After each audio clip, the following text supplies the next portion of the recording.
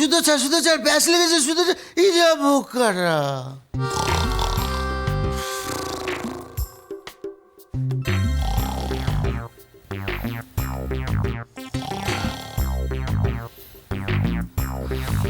এই আর কতদিন এইভাবে চলবে? রোজ রাতে যদি এইভাবে জেগে থাকতে হয় তাহলে তো বিপদ। একটাই উপায় আছে, এই বাড়িটা ছেড়ে অন্য জায়গায় চলে যাওয়া। যাবে যে টাকাটাকে দেবে, কোনো তো উপায়ও দেখতে পাচ্ছি না। এখানে রোজগারের জন্য বললে এখানে নাকি বাতাসের টাকা ওড়ে, কই কিছুই তো দেখা যাচ্ছে না। না, যেভাবেই হোক কাল একটা না একটা রোজগারের ব্যবস্থা করতেই হবে। কি করে? দেখি সুজয়দাকেই ধরতে হবে। সুজয়দা? মনে হয় সুজয়দা কিছু করতে পারবে। যদি না পারে তাহলে আমাদের দুজনকে বেরোতে হবে। যেভাবেই হোক একটা না একটা টাকার ব্যবস্থা করতেই হবে। আর সবার আগে একটা বাড়ির ব্যবস্থা করতে হবে। যদি না পারি তাহলে হেরে নৈহাটিতে ফিরে যেতে হবে। আর অলক্ষী, সেটা কিন্তু আমি মেনে নিতে পারবো না। এত ভেবো না, একটা না একটা উপায় ঠিক বেরোবে। ও বাড়িতে কি হচ্ছে কে জানে, আমরাও কেউ নেই। তুমি দেখো আবার আগের মতন আমাদের বাড়িতে হইচই ফিরে আসবে। তুমি শুধু একটু ভরসা রাখো। এখন তো আমরা দুজনে আছি, আমরা দুজনে মিলে একটা না একটা উপায় ঠিক বার করব। আজকের রাতটাও না ঘুমিয়ে কাটাতে হবে না?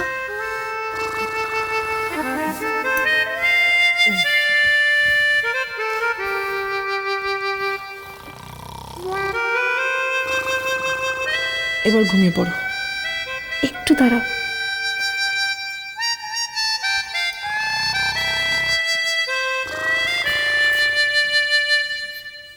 তুমিও ঘুমিয়ে পড়ো।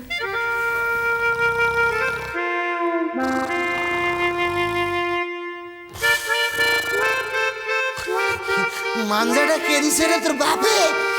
কাটটা গেল।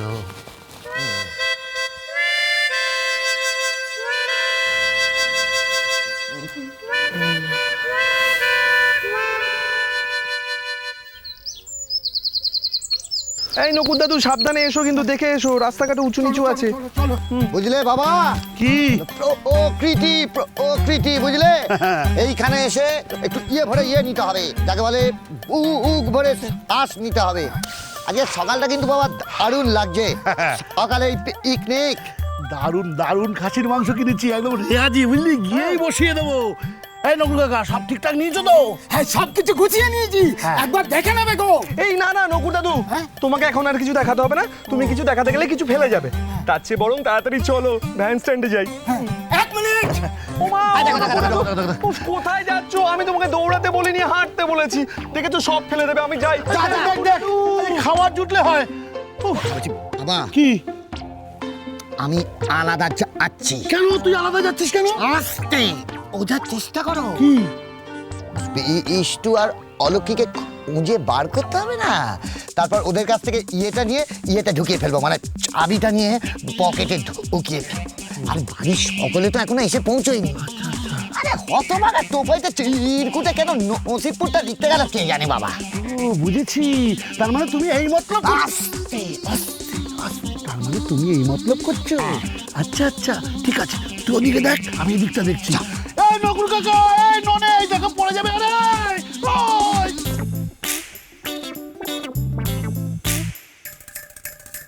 এবার অপারেশন গুপ্তধন।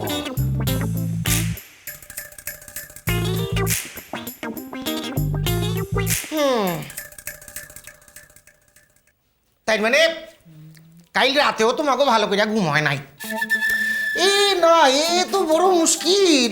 এইভাবে চলতে থাকলে তো তোরা অসুস্থ হয়ে পড়বা গা। কি মুশকিল! আর এই হয়েছে এক জ্যাঠা, নাক দেখার ঠেলায়। আচ্ছা বিষ্টু ভাই, আমি কি করি কত? রিয়াদা, তুমি পাশের বাড়ি যাটার কথা বাদ দাও। তুমি বরং আমাদের জন্য একটা বাড়ির ব্যবস্থা করে দাও।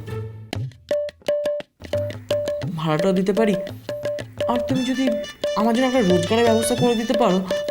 এই খাড়াও। তার মানে তুমি সংসার আলাদা করতে চাইতে আসো, এই তো? এই তো বুঝছি কামও একখান দেখা যাইতে আরে। ঠিক আছে, বলো না। না মানে আমাকে এই নসিবপুরে একখান আশ্রম আছে, সেইখানে নানা ধরনের কাজকর্ম হয়, এবার কথা কওয়া যাইতে আরে। তাহলে তুমি কবে যাবে? আরে যাম রে ভাই যাম, একখান ছবি ডেলিভারি দিতে হইবে, সেইটা কেডারে? আমি বাবাই, ছবি হয়েছে। আরে বাবাই হইছে, বাবা যেন ঝড় আইছে। আরে তুই আইলি কেন? আমি তো যাইতে আসছিলাম সব রেডি কইরা। এই নে। এ কি রে?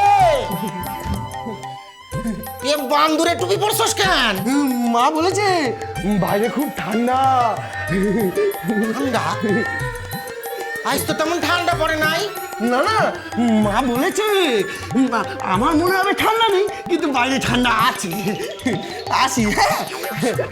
এই দেখিস আসি হ্যাঁ? যা দুরন্ত পোলা, সাবধানে যাইস রে। হ্যাঁ দেখ শুনি। কে রে? মা বলেছে সাবধানে যাবি, সাবধানে আসবি, পরে গেলে উঠে আসবি। আসি হ্যাঁ? হাসো গিয়া, হাসো গিয়া। বজ্র বিষ্ণু ভাই, বজ্র, মায়ের কথা শুনা দুধ খাইলে এমন এমন বাবাইয়ের মতন পোলাই হয়। হ্যাঁ। ও সুজয় দা, এই তাহলে তোমাদের ওই বিখ্যাত বাবাই? আরে ভাই, এই সেই বিখ্যাত বাবাই। হ্যাঁ মায়ের তো দেহ নাই, রাজপ্রসাদের মতন বাড়ি, অথচ একটা ভাড়াটেও তার পছন্দ হয় না।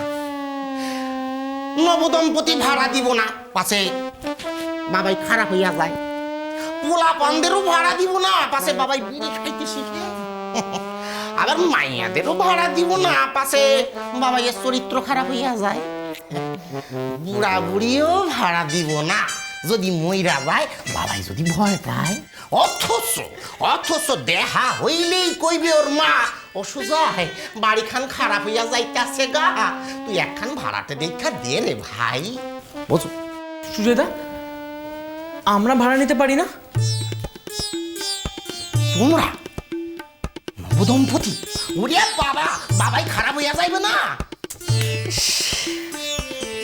যদি একটা উপায় বের করা যেত।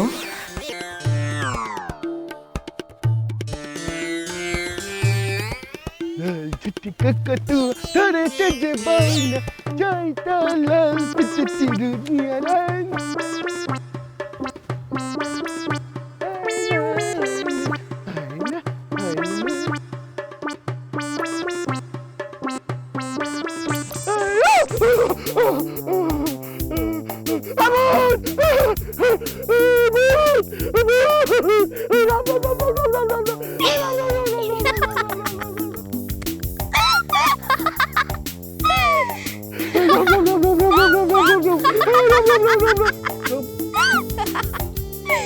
কি গো, কি দেখছো? পেয়ারাটা দিলাম, খাও। হেব্বি মিষ্টি কিন্তু, মা বুঝবে না তো। পেয়ারা মাকে জিজ্ঞেস করে খাবো। হ্যাঁ এই শোনো, আমি আসছি। হ্যাঁ দেরি হলে আমার মা বকবে। ঠিক আছে, আসছি। হ্যাঁ পেয়ারা পেয়ারা খাবো, পেয়ারা খাবো, পেয়ারা খাবো। হেব্বি মিষ্টি খেও কিন্তু। টাটা। পেয়ারা খাবো, পেয়ারা খাবো, পেয়ারা খাবো। মা বকবে।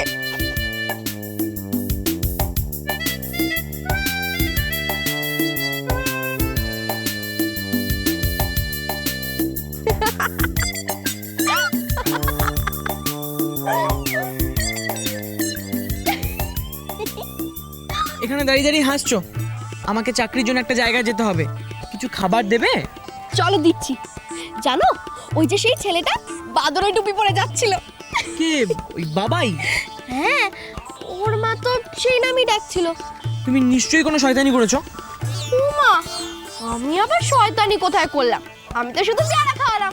অলক্ষী, তুমি এতটাও সোজা নয়। আমাকে শিবরামপুরে কম জ্বালাতে কি জানো, গোবর গণেশ নাম দিয়েছিলে। আর তুমি ওই বাবাইকে এত সহজে ছেড়ে দেবে? সত্যি বলবো,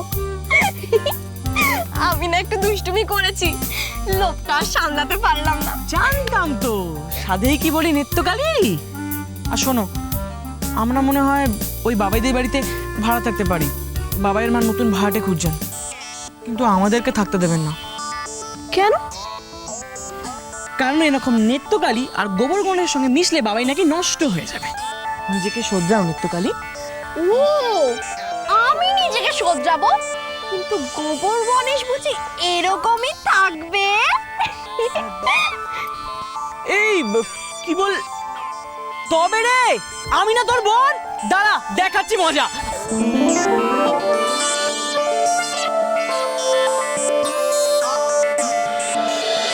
সংসার সুখের হয় রমণী